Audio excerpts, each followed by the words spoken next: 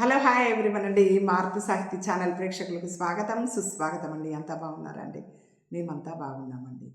జీవితమే ఓ ఢమాల్ నావెల్లో నిన్నటి ఎపిసోడ్లో ఏం జరిగిందండి?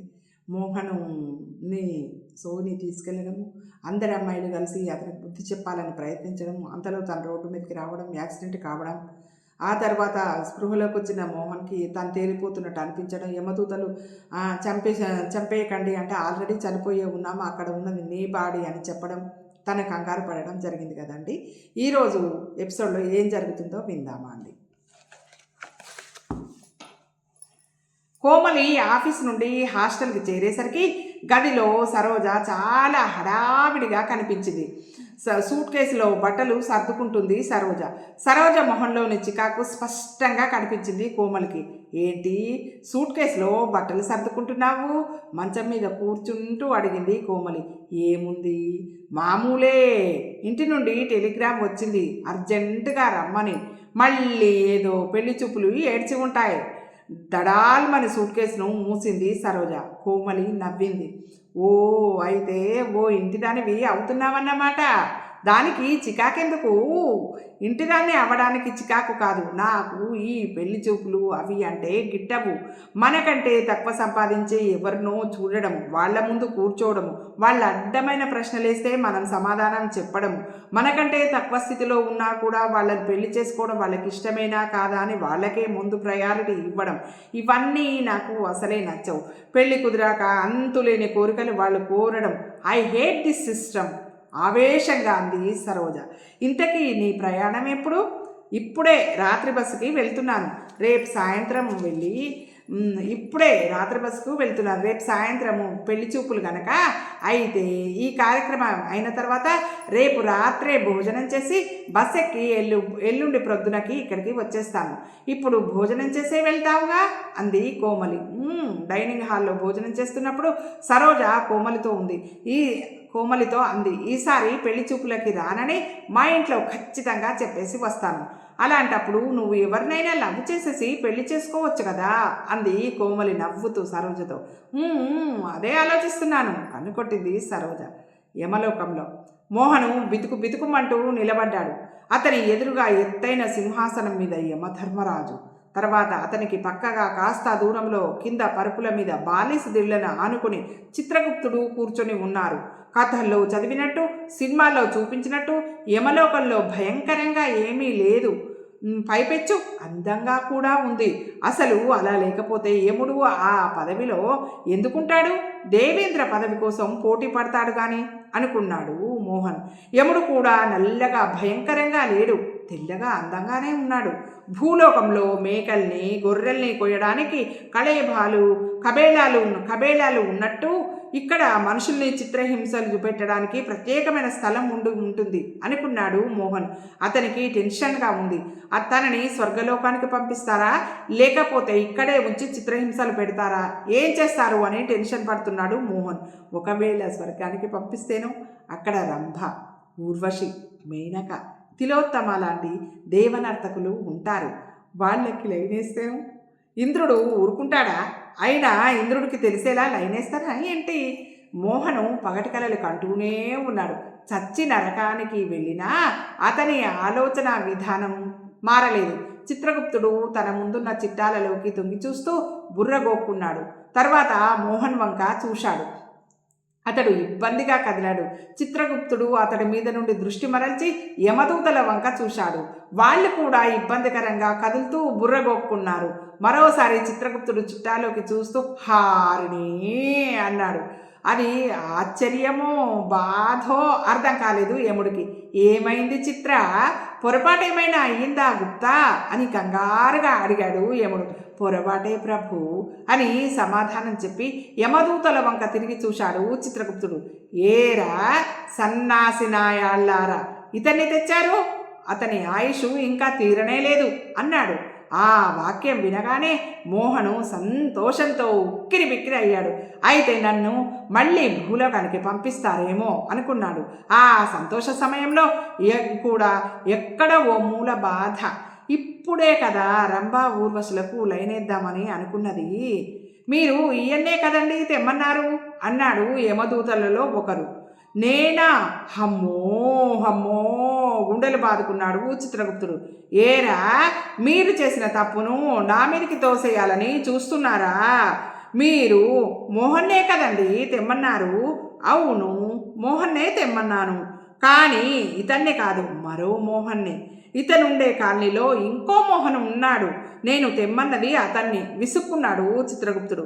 చూశారా యమధర్మరాజు గారు, మీ చిత్రగుప్తుడు గారు తప్పు అడ్రస్ ఇవ్వడంతో మీ వాళ్ళు నన్ను తీసుకొచ్చారు. నన్ను క్రిందికి పంపించేసేయండి అన్నాడు అతను యమధర్మరాజుతో. You keep your mouth shut, విసుగ్గా అన్నాడు యముడు. మోహను తెల్లబోయాడు. మీ మీ మీరు ఇంగ్లీష్లో కూడా మాట్లాడతారా? ఆశ్చర్యంగా అడిగాడు. అవును, ఇందులో ఆశ్చర్యపోవడానికి ఏముంది? మీ భూలోకంలోని అన్ని భాషలు నాకు వచ్చు మోహన్తో అని చిత్రగుప్తుడి వైపు తిరిగాడు యమధర్మరాజు. ఏంటి గుప్తా, భూలోకంలోని గవర్నమెంట్ ఆఫీసుల అస్తవ్యస్తంగా తయారు చేస్తున్నావే, మన యమలోకాన్ని కూడా అన్నాడు. చిత్తం, నేను ఈ వెర్రి వెధవలకి అడ్రస్ కరెక్ట్గానే ఇచ్చాను మరి అన్నాడు చిత్రగుప్తుడు. లేదయ్యా, ఆయన ఇచ్చిన అడ్రస్ బట్టే ఈ పాపిని తెచ్చాం అన్నాడు యమదూత. నా పేరు మోహన్ అందించాడు యమదూతకి మోహన్. మీకు ఇచ్చిన అడ్రస్ ఏది అడిగాడు యముడు. యమదూత అడ్రస్ ఉన్న కాగితాన్ని యముడికిచ్చాడు. యముడు అందులోని అడ్రస్ వంక ఒకసారి చూసి తర్వాత కళ్ళు మూసుకొని మనోనేత్రంతో భూలోకాన్ని చూశాడు. కళ్ళు తెరిచిన యముడి మొహం చిరాగ్గా మారింది. ఆయన ఏమీ మాట్లాడకుండా ఆ కాగిత ముక్కని చిత్రగుప్తుడికి అందించాడు.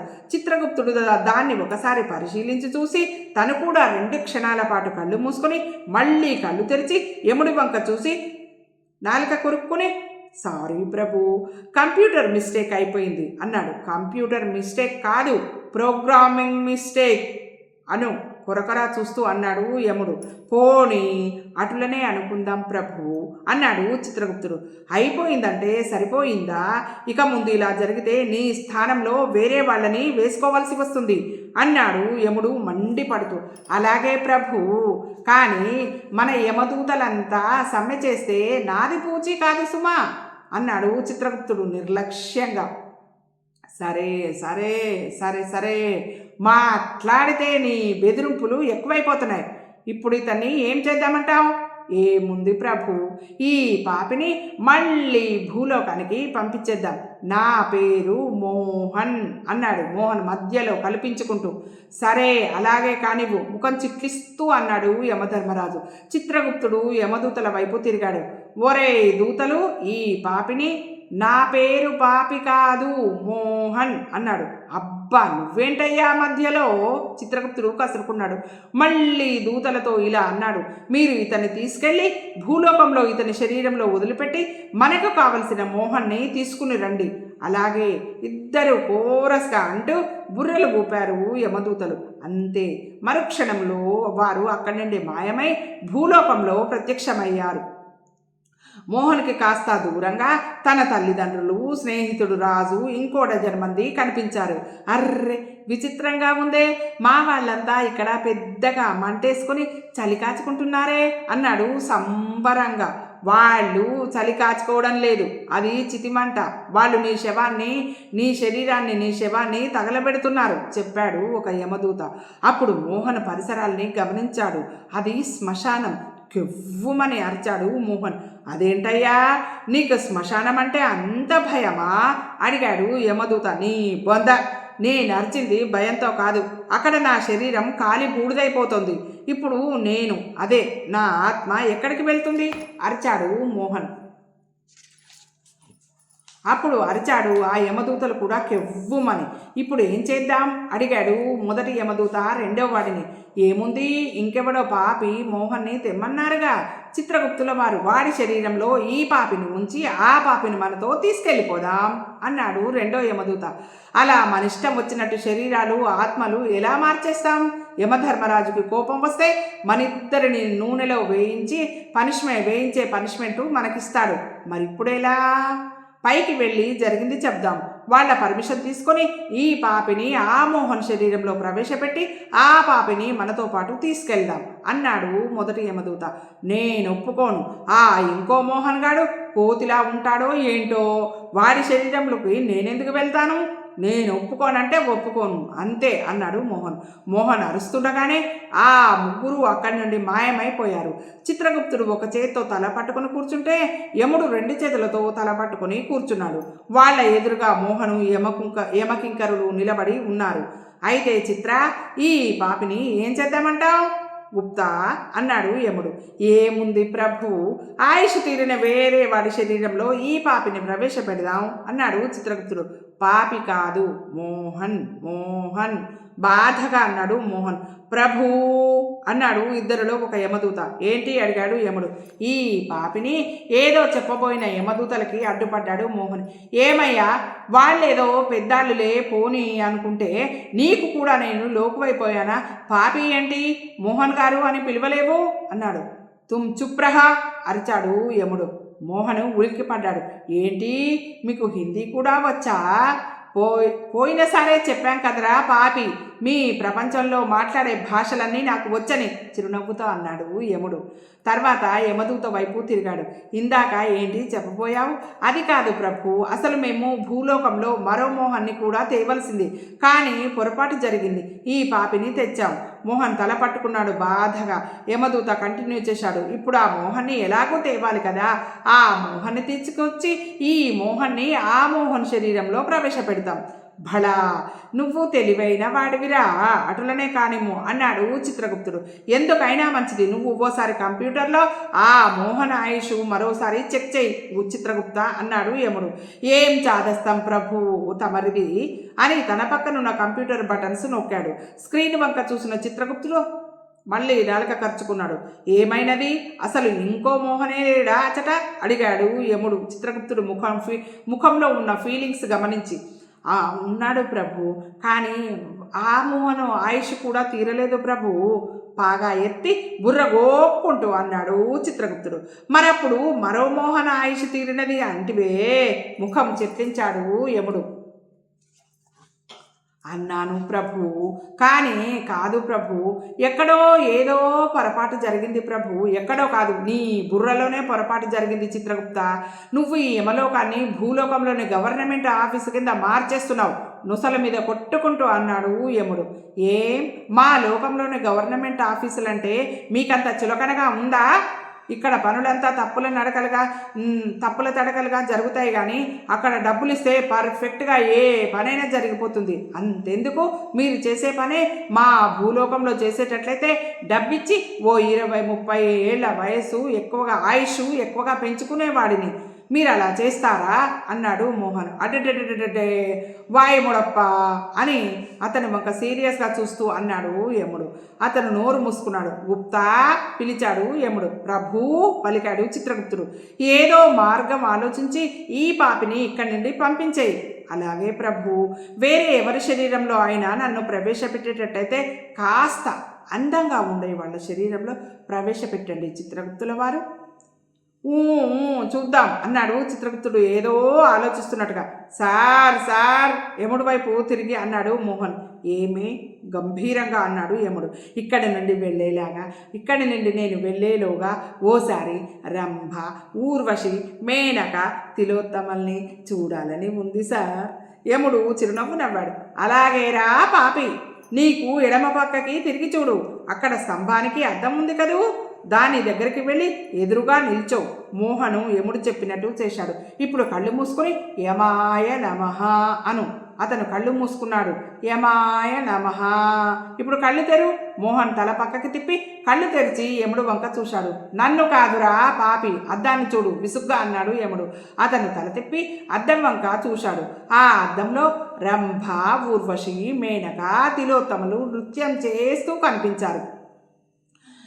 ఇదేం డ్యాన్స్? కొన్ని క్షణాలు వాళ్ళ వంక చూసిన అతను అంటే మోహను పకపకా నవ్వాడు. ఇదేం డ్యాన్సు?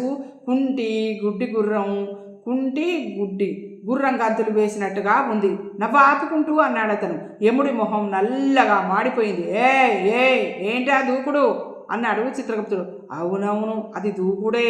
దాన్ని డ్యాన్స్ అనరు, దూకుడనే అంటారు. మా దేశంలో కూచిపూడి, భరతనాట్యం, కథాకళి, ఒడిస్సీ, మణిపురి, కథక్ లాంటి డ్యాన్సులు ముందు ఆ డ్యాన్సుల ముందు ఈ డ్యాన్స్ ఏం పనికొస్తుంది? సర్లేవయ్యా, ముందు అమ్మ అప్సరసల్ని చూడు, కళ్ళు జిగేలు మరడం లేదు అన్నాడు చిత్రగుప్తుడు. ఏంటి, వీళ్ళు అప్సరసలా? వీళ్ళది అందమా? మళ్ళీ పకపక నవ్వడం మొదలుపెట్టాడు మోహన్. యముడు, చిత్రగుప్తుడు మాడిన పెసరట్టు మొహాలేసుకొని ఒకరినొకరు చూసుకున్నారు.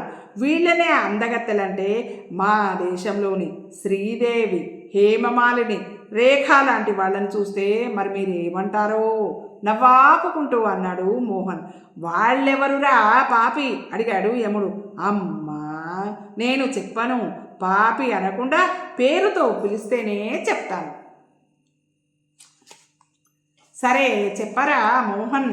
వాళ్ళు చాలా పాపులర్ సినీ తారలు. వాళ్ళని చూస్తే మూర్ఛపోతారు, వాళ్ళ అందం చూస్తే మూర్ఛపోతారు. అలాగా, అయితే మేము కూడా చూస్తాం వాళ్ళు ఎంత అందంగా ఉంటారో. అలా అని ఓసారి కళ్ళు మూసుకొని ఏదో అంటున్నట్టు పెదాలు కదిపారు యముడు. తర్వాత కళ్ళు తెరిచాడు. అద్దంలో శ్రీదేవి, రేఖ, హేమమాలిని కొయ్యలొలికిస్తూ కనిపించారు.